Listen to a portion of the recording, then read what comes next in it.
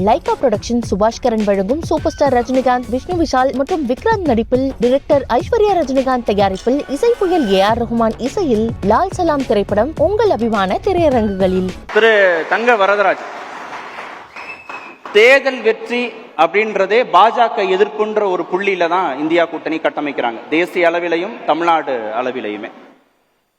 பாஜக தலைமையில ஒரு புதிய கூட்டணியை, மூன்றாவது அணியை தமிழ்நாட்டில் கட்டமைச்சிட முடியும் அப்படின்ற நம்பிக்கையோடு தான் அதிமுக கூட்டணியே வேண்டாம் அப்படின்ற முடிவை அண்ணாமலை தமிழ்நாட்டில் எடுக்கிறாரு. ஆனா அது தொடர்பான முன்னெடுப்புகளை ஓரளவுக்கு வெற்றியை நோக்கி நகர்த்த முடியுதா தமிழ்நாட்டில்? யாராவது உங்கள் கூட்டணியில சேர்வதற்கான முன்னெடுப்புகளை செய்யறாங்களா? அதாவது ஒரு தனிநபர் செல்வாக்கு பெற்றிருந்தால் மட்டுமே தான் அந்த கட்சி தேசிய அளவிலே அறுதி பெரும்பான்மையோடு ஆட்சி அமைக்க முடியும்.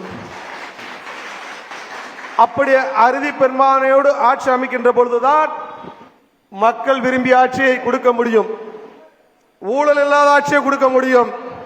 இன்னைக்கு பொருளாதாரத்தில் 11வது இடத்துல இருந்த இந்தியா இன்று 5வது இடத்துக்கு வந்து சொன்னால் தனிநபர் செல்வாக்கு பெற்ற நரேந்திர மோடி என்பவர் இந்த நாட்டை ஆள்வதுதான். அதனால தனிநபர் செல்வாக்கு நிச்சயமாக இருந்தால் மட்டும்தான் அந்த நாடு நல்லா இருக்கும். இல்ல இங்க எடுபடலையா தனிநபர் செல்வாக்கு? தமிழ்நாட்டில் எடுபடலையா? நீங்க கேக்குறீங்க, நாங்க என்ன சொல்கின்றோம்? அது போன்ற இன்றைக்கு எங்களுக்கு ஒரு மாபெரும் இளம் புயல் அண்ணாமலை என்ற ஒரு தலைவர் கிடைத்திருக்கின்றார். இன்னைக்கு பட்டு தொட்டி எல்லாம் இன்றைக்கு அண்ணாமலை விரும்பக்கூடியவர்கள், சாமானிய முதல் எல்லோரும் விரும்பக்கூடிய ஒரு தலைவனாக இன்றைக்கு அண்ணாமலை விரும்புகிறாங்க.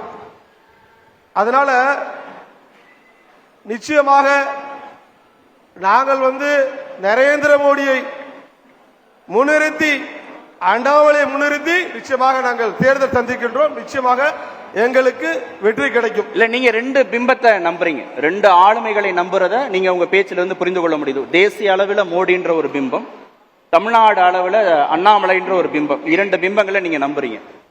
ஆனா தொகுதி பங்கீடு பேச்சுவார்த்தையோடு அவங்க மும்முரமாக ஈடுபட்டு கொண்டிருக்கிறாங்க திமுக கூட்டணியில.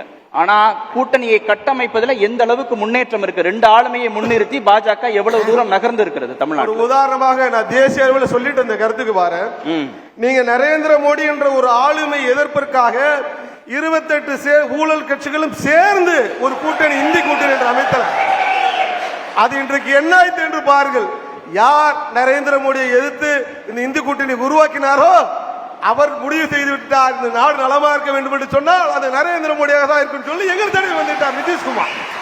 அடுத்தது பார்க்கலாம், நீங்க தாழ்வோடு பார்க்கலாம். இன்னைக்கு பாத்தீங்கன்னா உண்மையிலே அதுக்கு தான் வந்தாரா சார்? நீங்க அதே போல சந்திரபாபு நாயுடு பாத்தீங்கன்னா எங்களோட வெளியே போனார். இன்னைக்கு சந்திரபாபு நாயுடு எங்களுடைய கதவை தட்டுகின்றார், ஜெகன்மோகன் ரெட்டி எங்களுடைய கதவை தட்டுகிறார், பார்க்கலாம்.